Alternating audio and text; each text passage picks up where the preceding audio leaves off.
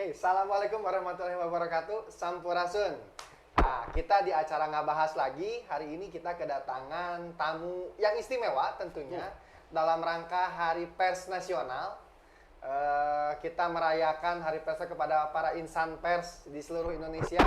Semoga kedepannya lebih baik lagi dan dapat memberikan informasi terpercaya kepada masyarakat. Nah, ini dengan temanya Hari Pers, saya kedatangan seorang jurnalis yang jurnalis besar tentunya, karena badannya juga besar. Sebelum kita menjelaskan lebih dalam, nah biarkan Akang, Om, atau siapa saya manggil ini? Apa ya, saya biasanya dipanggil Bung. Bung, oke, Bung.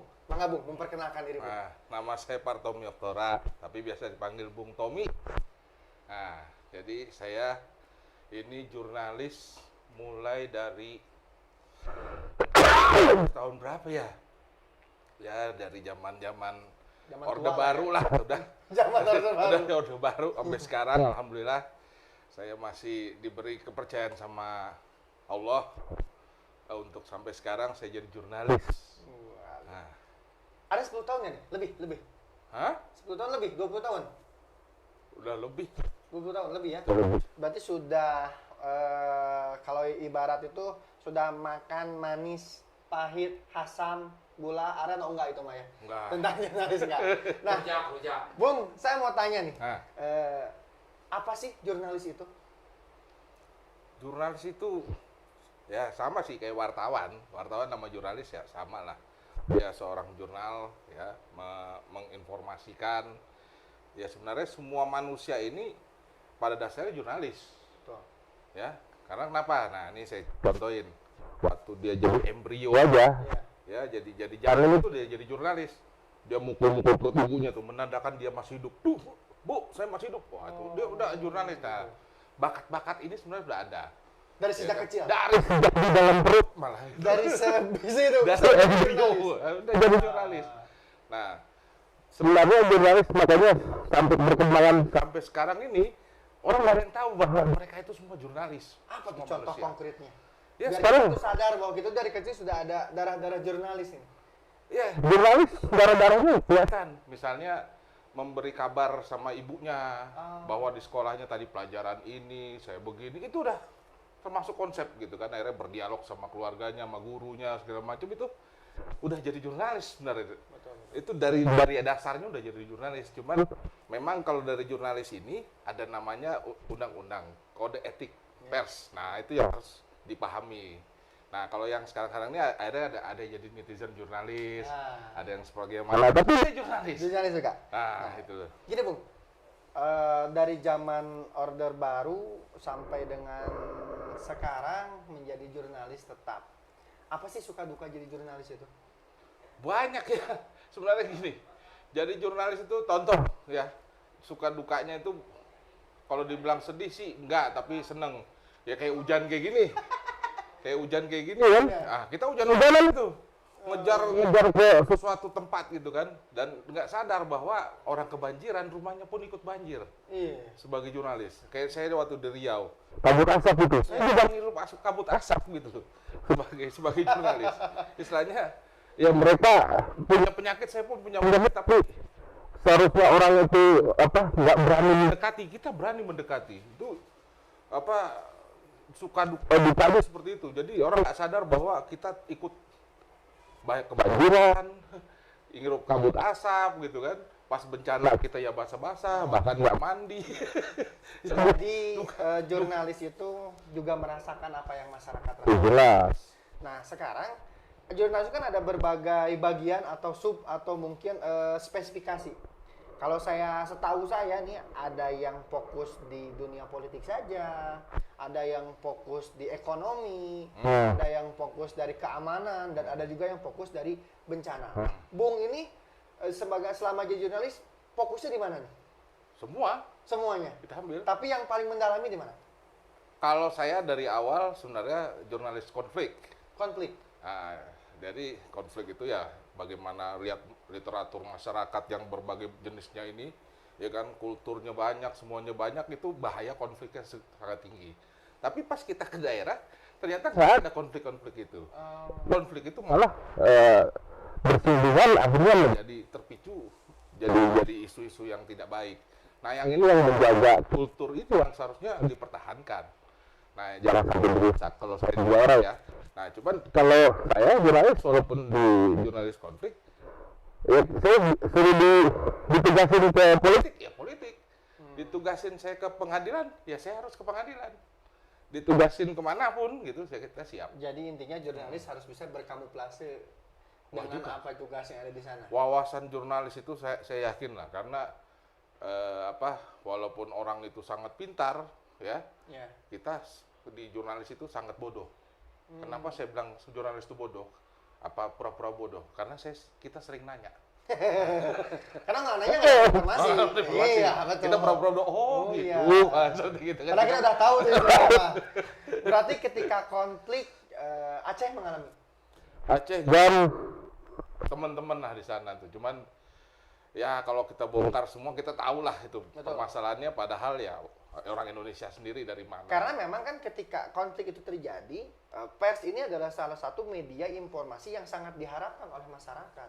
Belum tentang apa sih duduk permasalahan konflik itu. Nah, jangan salah. Gitu. Jadi jurnalis harus berdiri di tengah. Berdiri di tengah. Nggak boleh memihak sini, nggak boleh memihak sini. Nggak boleh berat ke kanan, nggak boleh berat ke kiri. Contoh misalnya situ Islam apa misalnya Islam, Muslim. Bertikai dengan non Muslim. Ya. Kamu jurnalis, apa kamu bilang Muslim? Betul. Kamu jurnalis loh, kamu jurnalis loh. Iya, tapi kan etika jurnalis harus dipegang di situ. Iya. Iya, betul. Iya. Kalau saya, walaupun saya Muslim, ya, saya harus jadi ateis. Betul. Ini bentar lagi di blog kan ini. Harus di tengah-tengah. Ini blog apa beneran? Nah, ya kan? Sama pas kita di keluarga, ya kan ibu bapak kita berantem, kakak kita berantem, kita harus tengah-tengah. Saya anak siapa? Karena kita harus tengah-tengah. Ya, jurnalis harus nggak boleh memihak, nggak boleh kesini. Tapi ada apa ya? Bukan kepentingan dari mata kita, dari mata jurnalis, supaya mengedukasi. Kalau ada kejadian kayak gini, bagaimana mendinginkannya, bagaimana menjatuhkannya, bagaimana supaya ini bisa selesai. Nah, hari ini pandangan Bung terhadap kita tarik ke masa sekarang. Hari ini kan banyak propaganda di mana-mana. Ada berita-berita hoax yang sangat, hari ini bahkan media resmi itu kalah dengan berita hoax itu sendiri gitu kan. Nah, ini peran jurnalis ketika di zaman globalisasi hari ini, di zaman dimana setiap orang yang tadi Bung bilang bisa jadi jurnalis dengan Facebooknya, dengan Twitternya, sekarang dengan WhatsAppnya. Nah, gimana sih peran jurnalis untuk bisa memberikan edukasi kepada masyarakat? Ya, memang kalau zaman sekarang itu gempuran digital ya, medsos itu menghantam luar media, biasa sekali. Ajar, ya kan? Media koran ini udah gitu kan? Media yang lain udah, waduh, kacau gini kalau nggak kita berpaling. Nah, yang ada jadi tolak ukur sebenarnya. Kelemahan orang-orang netizen jurnalis yang di medsos itu, mereka tidak mengkonfirmasi, tidak melihat fakta langsung di lapangan. Nah itu beda jurnalis kita, harus basah-basahan ke tengah lapangan, harus dicari walaupun kita ditimpuk kayak misalnya, wah ini harus kita konfirmasi sama orang yang diomongin ini, kita harus datangin, mau tidak mau kita datangin, dia jawab atau tidak, itu yang penting kita sudah konfirmasi dan siap dikutip dengan permasalahan ini. Jadi benar-benar paket sumbernya ada. Paket yang ada itu benar-benar nyata dan benar-benar sesuai fakta dan tidak ada memihak, dan inilah produk jurnalis yang sejati itu. Nah, berarti para netizen juga harus jelas ya. Hari ini jangan asal jadi jurnalistik saja kalau tidak sumber yang jelas. Dan ini masyarakat Indonesia hari ini kan dipropaganda dengan informasi-informasi yang seperti itu. Hari ini lihat TV A judulnya, pas lihat Facebook sama Instagram B judulnya. Beda. Nah, makanya tadi dibilang Bung itu harus jelas dulu asal muasal dari informasi itu. Nah, Bung, selanjutnya kita memperingati Hari Pers Nasional ini. Nah, apa sih tugas berat jurnalistik? Tentunya ke depan lebih berat lagi. Betul. Apalagi sekarang berbicara isu-isu Indonesia ini hari ini makin panas. Contohnya ibu kota mau pindah.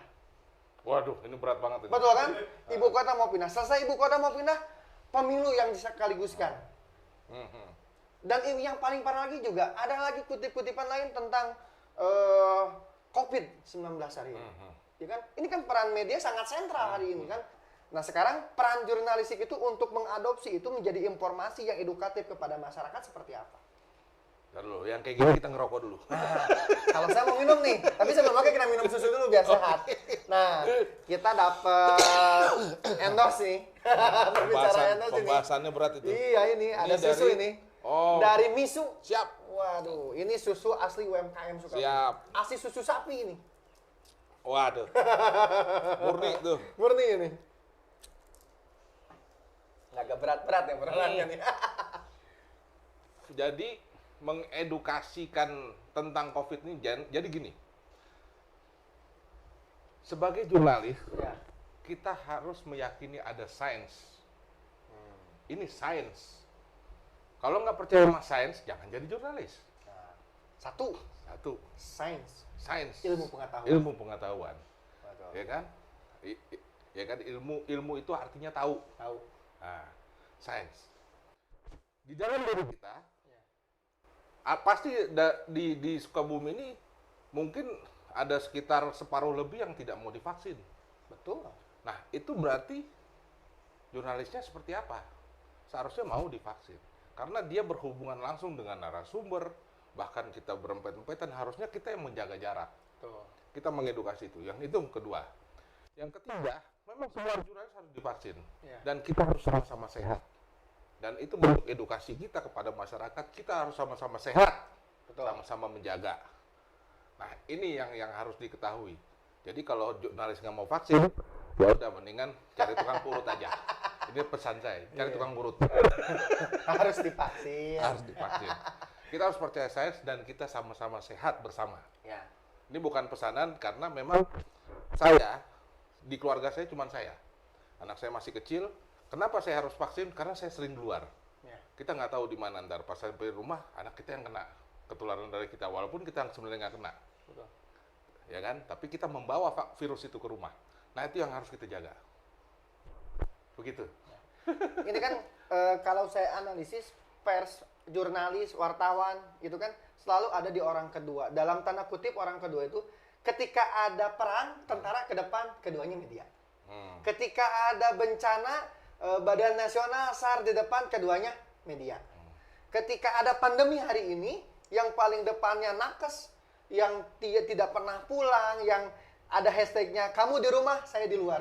Tapi media juga ada di situ. Betul. Ya kan? Nah, hari ini kan peran media itu sangat sentral tentunya. Dalam sebuah aspek, mau aspek politik, ekonomi, bencana, itu sudah sangat sentral.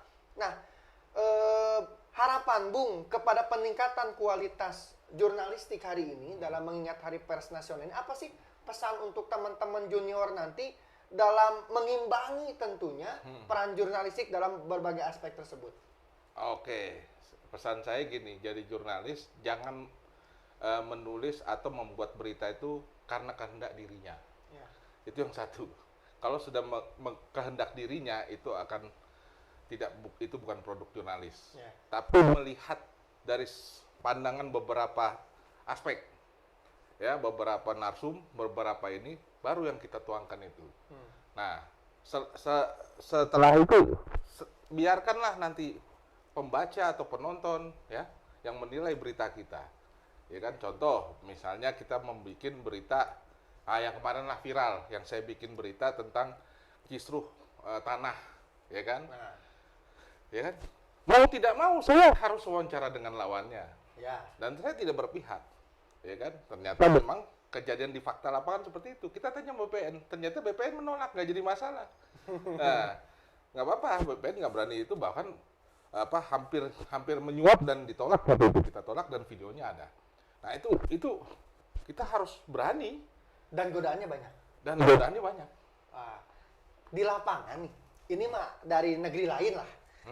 Dari negeri lain berbicara ketika wartawan memberikan atau meminta sebuah informasi, ada investigasi tentunya. Karena kan bedanya polisi dengan wartawan itu satu, berbeda di senjata saja. Kalau wartawan senjatanya kamera dan perekam suara, kalau polisi senjata pistol dan borgol. Nah, sama-sama menginvestigasi tentunya. Nah, ketika masuk investigasi, kadang-kadang wartawan itu datang dengan semangat, pulang ya begitu saja. Bahkan apa beritanya pun nggak jelas.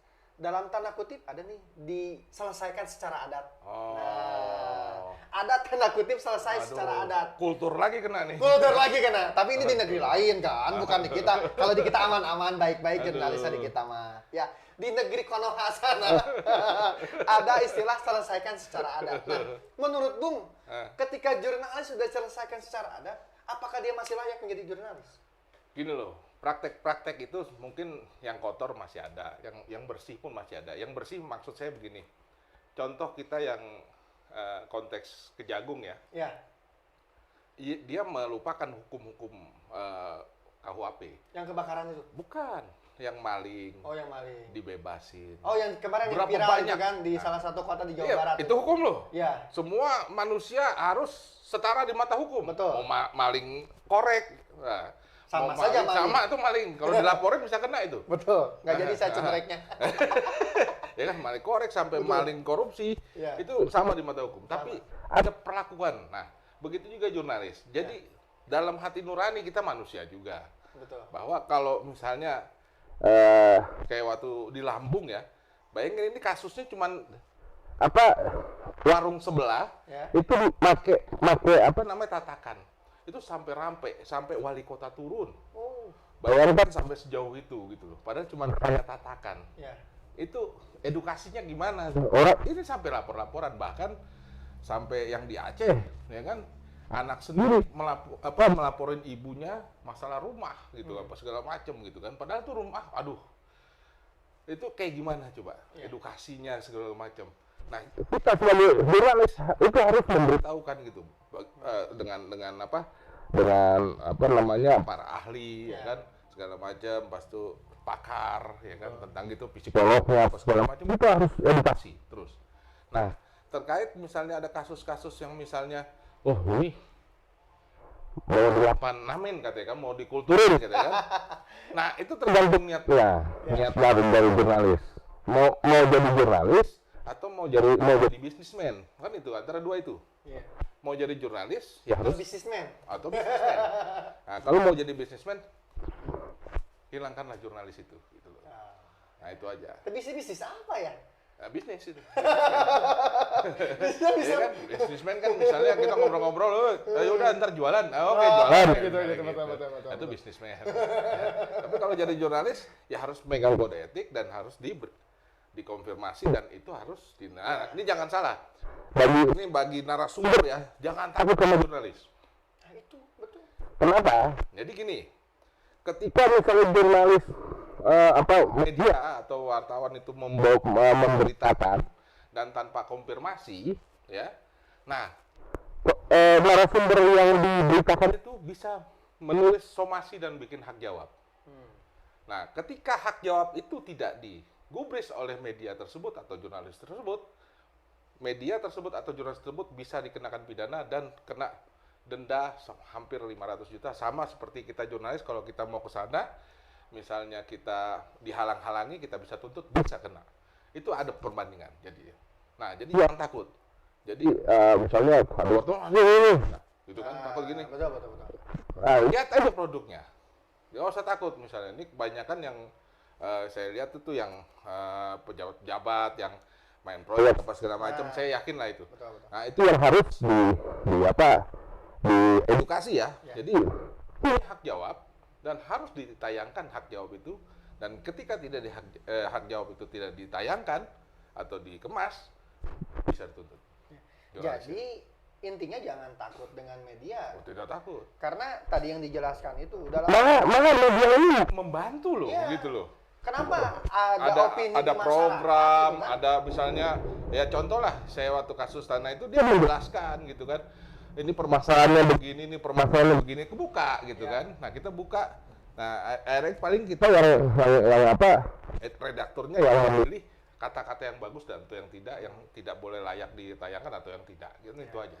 Ya, jadi intinya kan ketika kita tidak punya permasalahan ya kenapa harus takut, betul kan? Keduanya juga kalau kita punya permasalahan ketika itu memang bisa diedukasikan ya kenapa harus takut juga dengan media? Karena opini berseliweran di masyarakat ketika sudah dalam tanda kutip seorang jurnalistik itu masuk atau wartawan itu masuk ke dalam sebuah konflik, wah pasti nih ramai, pasti ini seperti ini. Itu harus dijelaskan tentunya. Betul.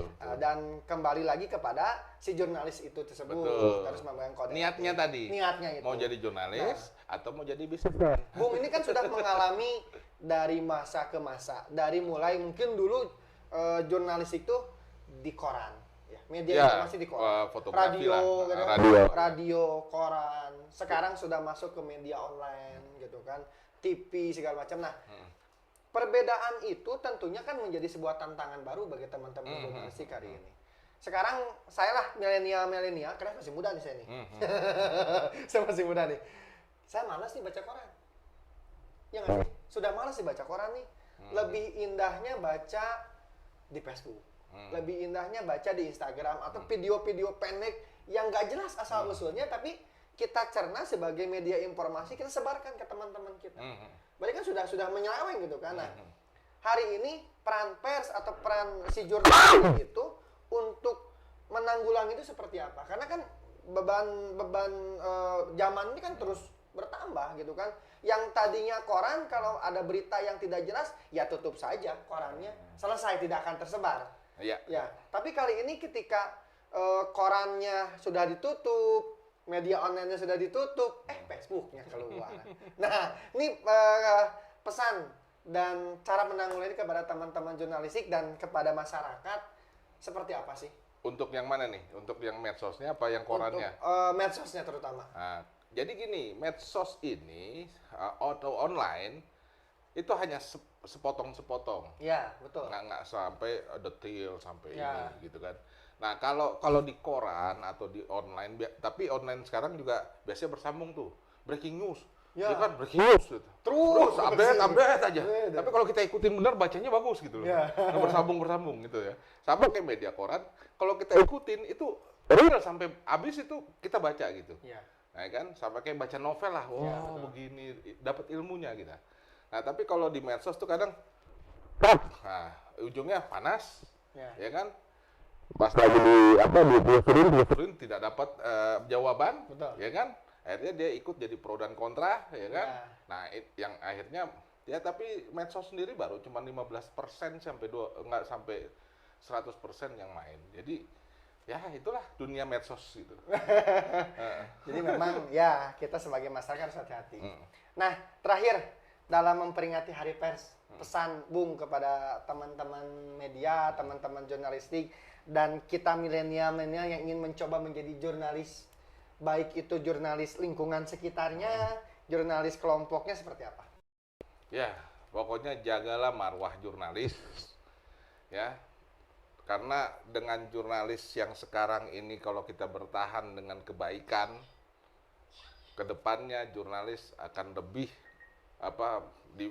dipercaya dan diyakini oleh masyarakat untuk supaya mengawal reformasi ya negara Republik Indonesia ini, mengawal dari ujung kota sampai ujung daerah itu kita bisa melihat dan memantau informasi yang jelas untuk kita semua. Oke, terima kasih Bung atas kedatangannya. Siap. Mudah-mudahan informasi ini juga menjadi bermanfaat untuk orang banyak. Jadi sekali lagi selamat Hari Pers Nasional. Ada sebuah sedikit kata-kata, setiap manusia adalah kantor berita, maka berikanlah berita yang terbaik untuk setiap manusia. Terima kasih. Billahi taufiq wal hidayah. Wassalamualaikum warahmatullahi wabarakatuh. Sampurasun.